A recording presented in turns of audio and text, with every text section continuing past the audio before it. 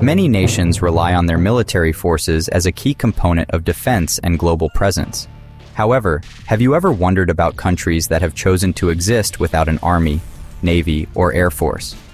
In this video, you will discover 15 countries that do not have any military forces. This may change your perspective on national security. Make sure to watch till the end, as you will be surprised by some of the countries on the list. Before we begin, if you're new here, please take a moment to subscribe to the channel so that you can stay updated on upcoming videos. Now, without further ado, let's kick off with number 1 on our list.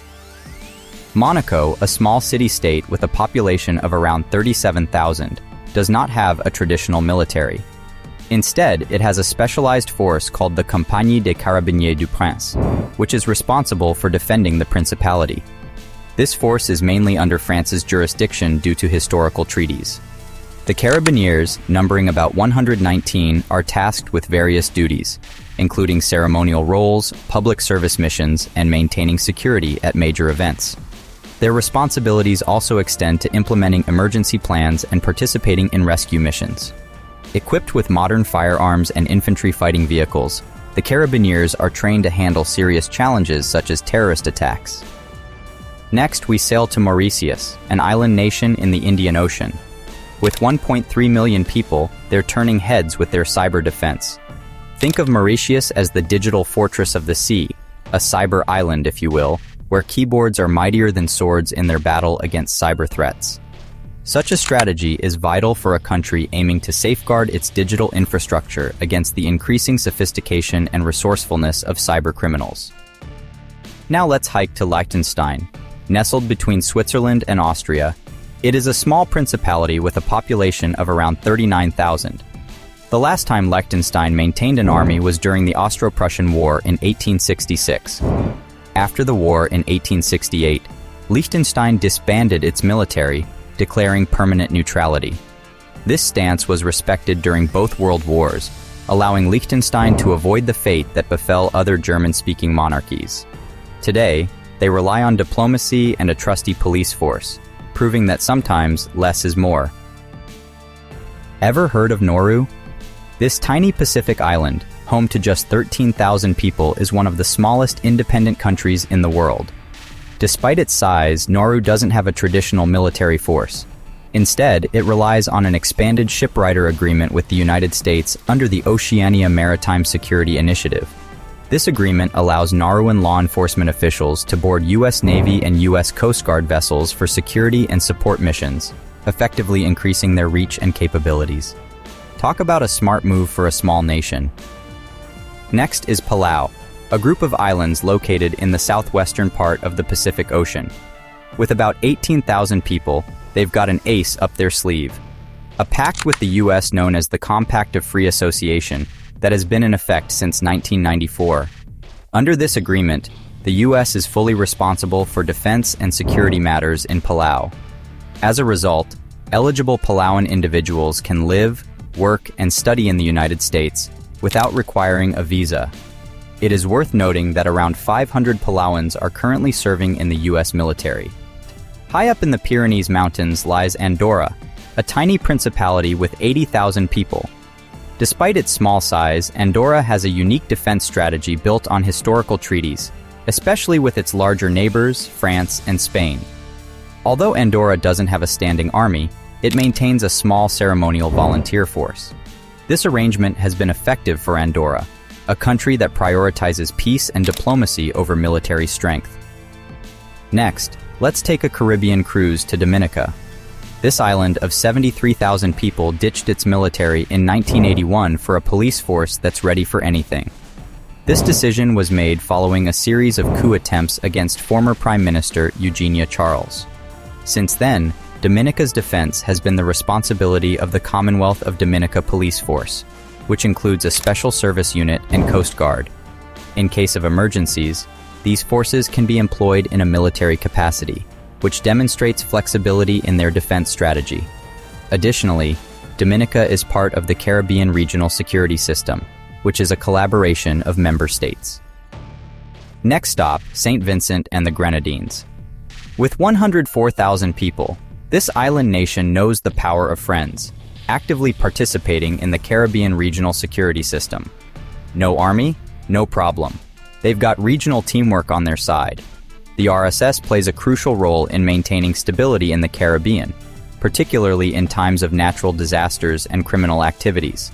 The country's participation in the RSS reflects its commitment to a cooperative approach to security, relying on regional partnerships rather than maintaining a traditional military force.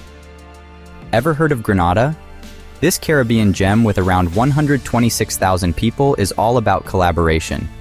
Since 1985, they've been part of the Caribbean regional security system, proving that in the face of challenges, unity is strength.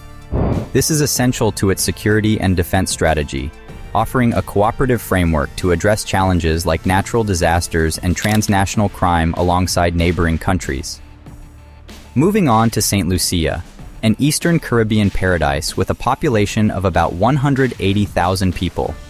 Instead of maintaining a traditional military, St. Lucia prioritizes internal security through its police forces and Coast Guard, supported by its membership in the RSS, the regional security system of the Caribbean. This strategy emphasizes law enforcement and civil defense over military might, aligning with the broader Caribbean perspective on security. It's all about maintaining peace in paradise. Venturing to the heart of the South Pacific, we find Samoa, an island nation with a vibrant population of almost 225,000 people. Samoa enjoys a unique relationship with New Zealand, solidified by the Treaty of Friendship signed in 1962. This agreement has allowed Samoa to lean on New Zealand for defense and security, freeing it to focus on internal development and governance without the burden of a traditional military force. Now, that's what you call a friendly neighborhood. Next on the list is Iceland, home to 375,000 people living without an army. As a key member of NATO, Iceland relies on collective security, supported by its strategic location in the Atlantic. In fact, Iceland stands out as the only NATO member country without an army. Instead, the country ensures its security through police forces, a coast guard, and a crisis response unit. For defense, Iceland relies on the Collective Security Agreement of NATO and has forged specific defense and security agreements with other countries, notably the United States. Next, we explore the Solomon Islands, a vast archipelago in the South Pacific with a population of 740,000. The country relies on its police force and regional assistance, notably through the Regional Assistance Mission. This mission represents a collaborative effort between the Solomon Islands and 15 other countries in the Pacific region, created to address ethnic tensions.